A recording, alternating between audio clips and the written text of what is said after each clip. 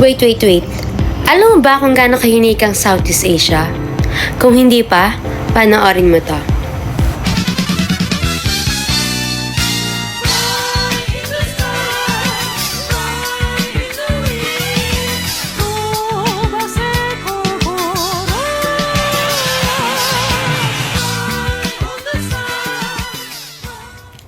Alam nyo ba na may dalawang parte ito? Ito ang mainland at ito ang insular. Mainland Southeast Asia. Ito yung mga countries na magkakadikit ang lupa na parang isang malaking landmass. At ang insular Southeast Asia, ito naman yung mga countries na puro islands dahil hindi sila magkakadikit. Alam nyo ba na ang pinakamataas na bundok sa Southeast Asia ay matatagpuan sa Myanmar? At ito ang Mount Hekakabo-Razi.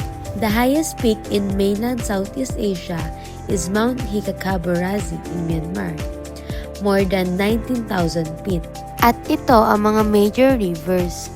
Ito ang main river ng Myanmar. Napaka-importante nito sa transportation at livelihood ng mga tao.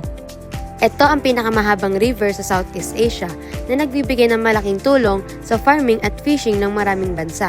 Ito naman ang main river ng Thailand na dumadali sa Bangkok at malaking part din ito ng economy at transport system nila. At nakita nyo na ang mga rivers. Alam nyo ba na sila ang rason kung bakit nag-grow ang mga farming at cities sa kanilang region? Climate, mainit maulan tapos uulan ulit. Most of Southeast Asia has a tropical monsoon climate. Ibig sabihin, may wet season at dry season. And that's it for our quick lesson on Southeast Asian geography. Sana nakatulong ako at nag-enjoy kayo. Thank you for watching. Bye!